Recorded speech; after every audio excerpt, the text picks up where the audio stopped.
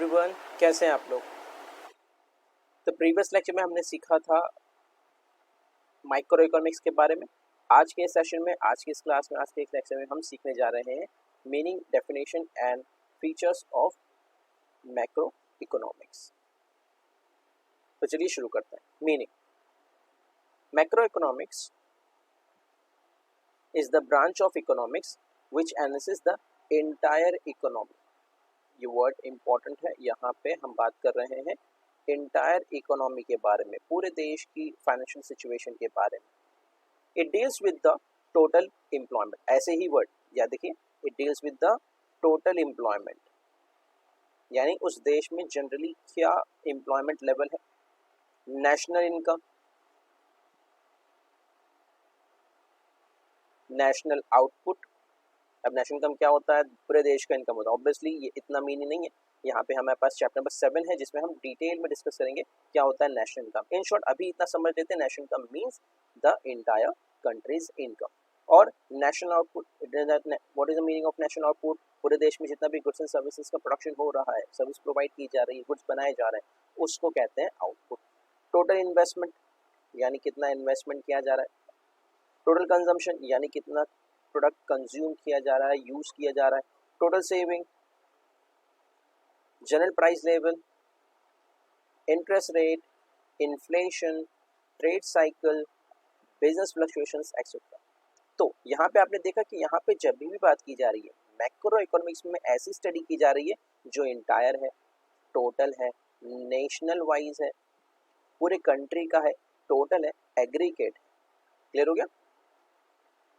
Thus, microeconomics is the study of aggregate, यानी microeconomics में क्या स्टडी किया जाता है, सिर्फ एक पर्टिकुलर पार्ट को नहीं, बल्कि एंटायर नेशन को, बल्कि एंटायर कंट्री को, बल्कि पूरी इकोनॉमी को स्टडी किया जाता है। सो मैक्रोइकोनॉमिक्स और माइक्रोइकोनॉमिक्स बेसिक डिफरेंस क्या हो गया कि यहाँ पे माइक्रोइकोनॉमिक्स में जो हम डिस्कस कर रहे थे वो एक पर्टिकुलर पार्ट को, एक इकोनॉमी के एक पर्टिकुलर पोर्शन को डिस्कस कर रहे थे, जबकि हम मैक्रो इकोनॉमिक्स में एक पूरे इकोनॉमी को ही स्टडी कर रहे हैं, उसका ईच एंड एवरी पार्ट। यहाँ पे हम कोई भी पोर्शन को अधूरा नहीं छोड़ रहे हैं, कोई भी पोर्शन को मिस आउट नहीं कर रहे हैं, बल्कि पूरी इकोनॉमी को ही हम स्टडी कर रहे हैं। क्लियर। तो चलिए पढ़ते हैं डेफिनेशन। नाउ डेफिनेशन, यहाँ पे दो डेफिनेशन दिए हुए हैं। ऑब्वियसली फर्स्ट डेफिनेशन थोड़ा सा लेंथी है, डिफिकल्ट नहीं, थोड़ा सा लेंथी है, तो हम प्रीफर करेंगे डेफिनेशन नंबर 2। डेफिनेशन नंबर 2 पढ़ते हैं, देखते हैं डेफिनेशन नंबर 2 में क्या है। Definition number 2 is given by professor Karl Shapiro.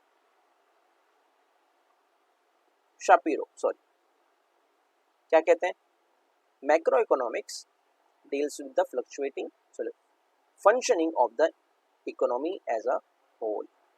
तो कार्ल शापिरो क्या कह रहे हैं, कह रहे हैं कि मैक्रो इकोनॉमिक्स ये एक स्टडी है जो क्या करता है, फंक्शन करता है, काम करता है, किसके साथ, इंटायर इकोनॉमी के साथ, होल इकोनॉमी के साथ, पूरी कंट्री के फाइनेंशियल सिस्टम के साथ जो स्टडी की जाती है, या पूरी कंट्री के फाइनेंशियल सिस्टम की जो स्टडी की जाती है, इसे ही हम कहते हैं मैक्रो इकोनॉमिक्स, जहाँ पे हम एक कंट्री का, एक इकोनॉमी की ईच एंड एवरी सिचुएशन को स्टडी कर रहे हैं। तो डेफिनेशन आपको याद रखना है, यही डेफिनेशन पढ़ना है, यही डेफिनेशन याद करना है, और एग्जाम में भी यही डेफिनेशन लिखना है। Is it clear everyone. तो चलिए आगे बढ़ते हैं। अब without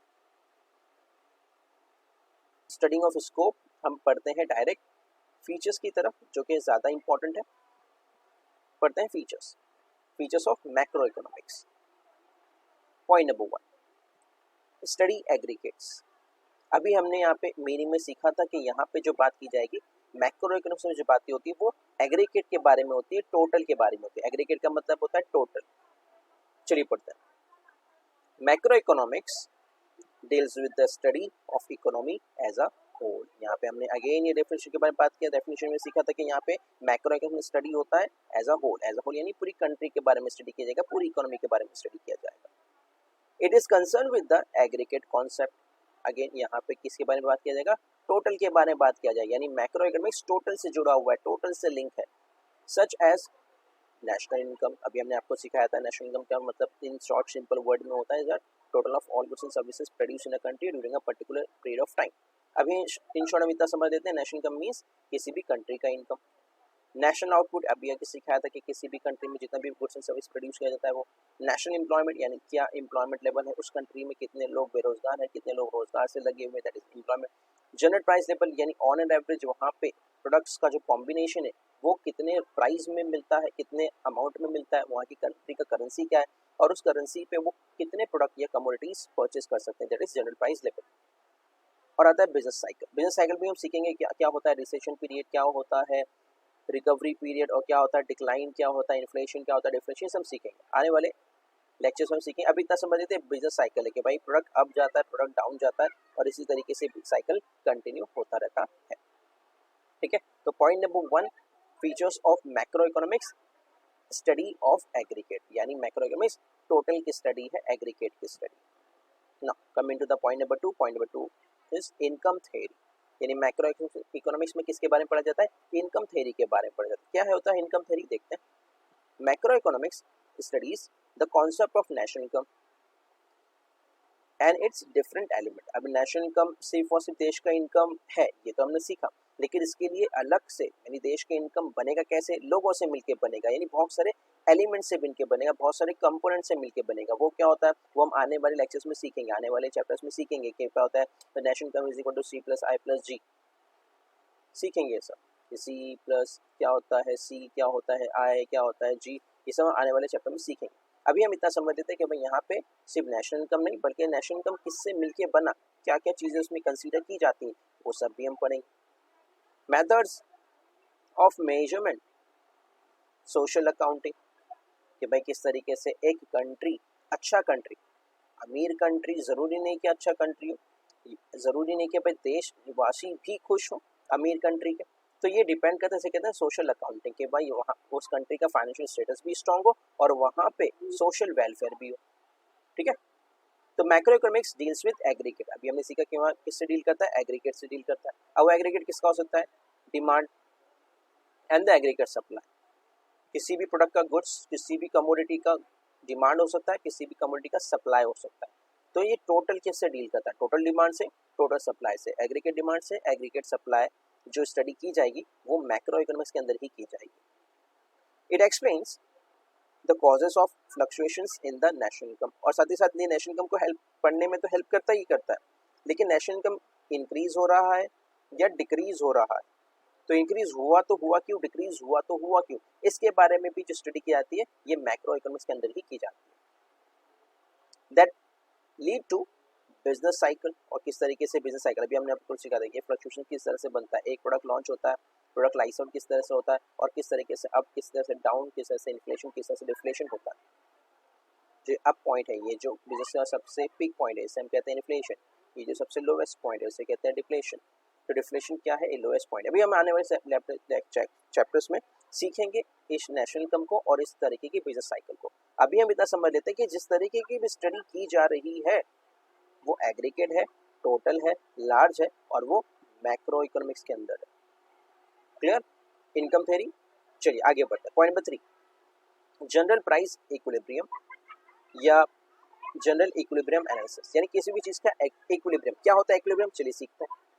macro economics deals with the behaviour of the large aggregate and that functional relationship, सबके बारे में, एक कंट्री में, एक इकोनॉमी में किस तरीके से काम होता है, किस तरीके से वो कंट्री रन होती है और उसमें क्या बिहेवियर है, क्या चेंजेस हैं बड़े लेवल पे, लार्ज लेवल पे, और वो किस तरह से फंक्शन करता है और उन कंपोनेंट के बीच में क्या रिलेशनशिप है, इसके बारे में पढ़ते हैं। जनरल इक्विलिब्रियम, अब इक्विलिब्रियम के बारे में बात करें, deals with the behaviour of demand and supply and the price in the whole economy, यानी हम बात करें यहाँ पे डिमांड और सप्लाई के बारे में कि डिमांड और सप्लाई किस तरीके से एक दूसरे को इफेक्ट करते हैं।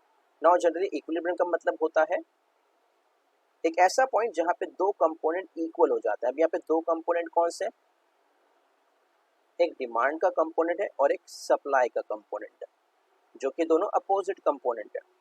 तो ये सप्लाई कर्व है, ये डिमांड कर्व है और ये सप्लाई कर्व है। तो अब यहाँ पे एक ऐसा पॉइंट जहाँ पे ये दोनों कर्व इंटरसेक्ट कर रही हैं, एक पॉइंट जहाँ पे ये चीजें मिल रही हैं, तो इस पॉइंट को ही कहते हैं इक्विलिब्रियम पॉइंट। तो मैक्रो इकोनॉमिक्स में किसकी स्टडी की जा रही है? एग्रीगेट डिमांड और एग्रीगेट सप्लाई के इस इक्विलिब्रियम पॉइंट के बारे में। ऑब्वियसली हम इसको डिटेल में जानेंगे, सीखेंगे, लेकिन अभी इतना सीख रहे थे कि इस पॉइंट की जो स्टडी है जहाँ पे डिमांड और सप्लाई एग्रीगेट होता है, एक दूसरे को ये कब जहाँ पे इंटरसेक्ट कर रहा है, यही है हमारा जनरल इक्विलिब्रियम। अभी एक जनरल इक्विलिब्रियम मींस व्हाट? अभी हमने डिमांड और सप्लाई का इक्विलिब्रियम में पढ़ा। तो कोई भी दो कॉन्सेप्ट, कोई भी दो कंपोनेंट जो एक दूसरे को इंटरसेक्ट करते हैं, वो जनरल इक्विलिब्रियम। तो ये जनरल इक्विलिब्रियम किसके बारे में, यानी कौन सी स्टडी के अंदर स्टडी किया जाएगा, कौन से कॉन्सेप्ट के अंदर स्टडी किया जाएगा? तो ये होगा मैक्रो इकोनॉमिक्स। Clear everyone? चलिए आगे बढ़ते हैं। Point number 4। पॉइंट नंबर 4 है interdependence. Macro analysis takes into account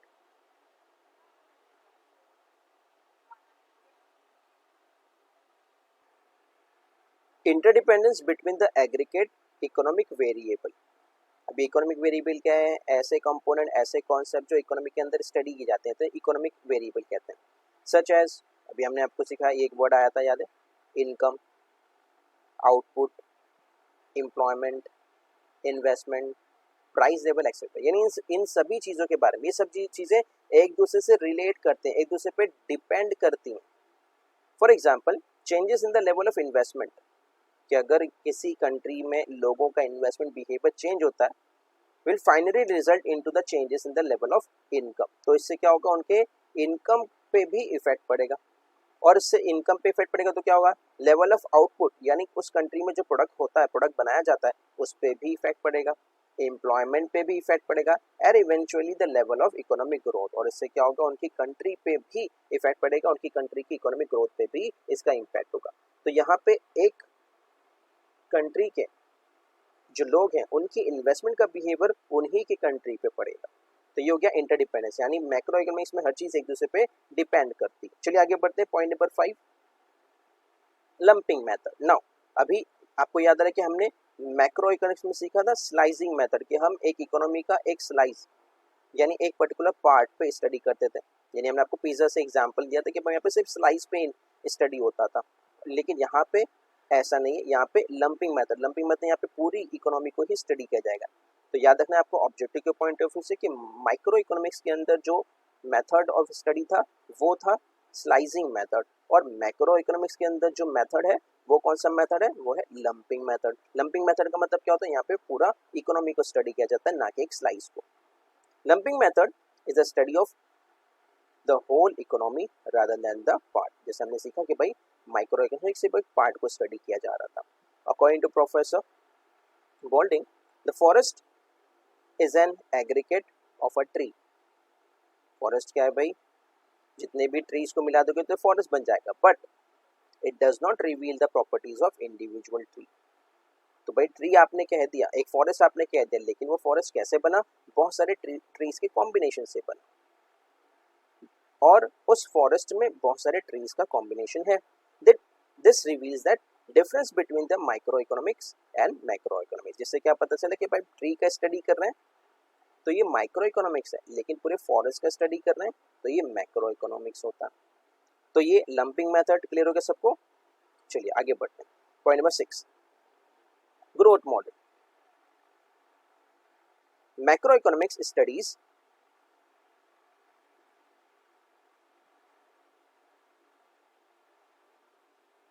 various factors that contributes to the economic growth and development. आपको इस सीखने के लिए मिलेगा मैक्रो इकोनॉमिक्स में कि भाई किसी भी कंट्री का ग्रोथ एंड डेवलपमेंट कौन से फैक्टर से, कौन से कंपोनेंट से, कौन सी चीज़ों की वजह से होता है। It is useful in the developing model, developing growth model.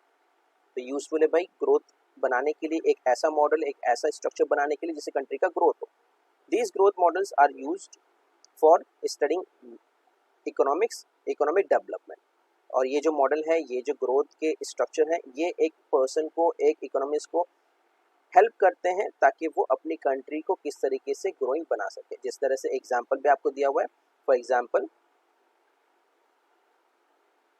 मालाना boys growth model emphasise on basic heavy industries. ये एक मॉडल है, इसके बारे में हम ज़्यादा नहीं जानेंगे, बस इतना सीख लेते हैं एग्जाम्पल के तौर पे कि एक मॉडल जिसमें बताया गया कि भाई किसी भी कंट्री को अगर ग्रोथ करना है तो हैवी इंडस्ट्री का इंस्टॉल करना पड़ेगा, हैवी इंडस्ट्री अपनी कंट्री में स्टार्ट करनी पड़ेगी, जिसकी वजह से उस कंट्री में क्या होगा, एम्प्लॉयमेंट बढ़ेगा, इन्वेस्टमेंट बढ़ेगा, प्रोडक्शन बढ़ेगा और ओवरऑल कंट्री का ग्रोथ होगा।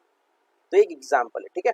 चलिए आगे बढ़ते हैं। तो हमने क्या सीखा, ग्रोथ मॉडल भी मैक्रो इकोनॉमिक्स की मदद से ही बनाया जा सकता है। Point number 7, general price level.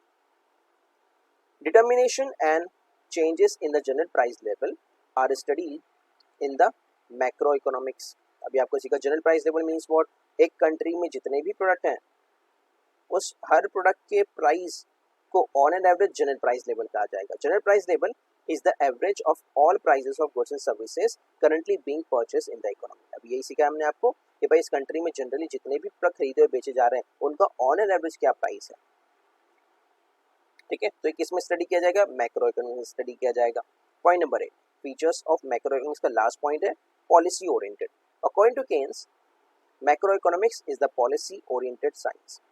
अब आप कहेंगे सर हम तो इकोनॉमिक्स पढ़ रहे हैं तो ये साइंस कहाँ से आ गया। ऑब्वियसली हम जो पढ़ रहे हैं वो सोशल साइंस है। आप जो सोच रहे हैं फिजिक्स केमिस्ट्री बायो वो होता है प्योर साइंस, हम बात कर रहे हैं सोशल साइंस के बारे में। तो जो इकोनॉमिक्स है वो भी सोशल साइंस है।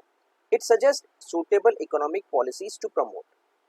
साथ ही साथ मैक्रो इकोनॉमिक्स पॉलिसी बनाने में हेल्प भी करता है। कौन सी पॉलिसीज, क्यों policies, that is economic growth. अभी हमने सीखा जनरेट एम्प्लॉयमेंट, एम्प्लॉयमेंट किस तरह से क्रिएट किया जाए, और कंट्रोल इन्फ्लेशन। इन्फ्लेशन मीन्स महंगाई, जनरली प्राइस जो हाई हो जाता है उसे कहते हैं इन्फ्लेशन। तो इन्फ्लेशन को किस तरह से कंट्रोल किया जाए, डिप्रेशन को किस तरह से कंट्रोल किया जाए, इसके बारे में इन प्रॉब्लम को सॉल्व करने के लिए भी मैक्रो इकोनॉमिक्स का सहारा लेना पड़ेगा। तो माइक्रो इकोनॉमिक्स क्या करता है, माइक्रो इकोनॉमिक्स आपको सिर्फ प्रॉब्लम बता देता है, लेकिन मैक्रो इकोनॉमिक्स क्या करता है, मैक्रो इकोनॉमिक्स आपको उस प्रॉब्लम को हेल्प करने के लिए पॉलिसी बना के भी देता है। यानी अगर आपको पॉलिसी बनाना है तो मैक्रो लेवल पे बनाना पड़ेगा। माइक्रो से अनएम्प्लॉयमेंट सॉल्व नहीं होगा, माइक्रो इकोनॉमिक्स से इन्फ्लेशन का प्रॉब्लम सॉल्व नहीं होगा, माइक्रो इकोनॉमिक्स से स्लो इकोनॉमिक ग्रोथ का प्रॉब्लम सॉल्व नहीं होगा। तो प्रॉब्लम सॉल्व करने के लिए पॉलिसी चाहिए, और वो पॉलिसी आपको कौन बना के देगा, कौन सी इकोनॉमी बनेगा, वो बनेगा मैक्रो इकोनॉमिक्स में। तो ये थे हमारे फीचर्स ऑफ मैक्रो इकोनॉमिक्स।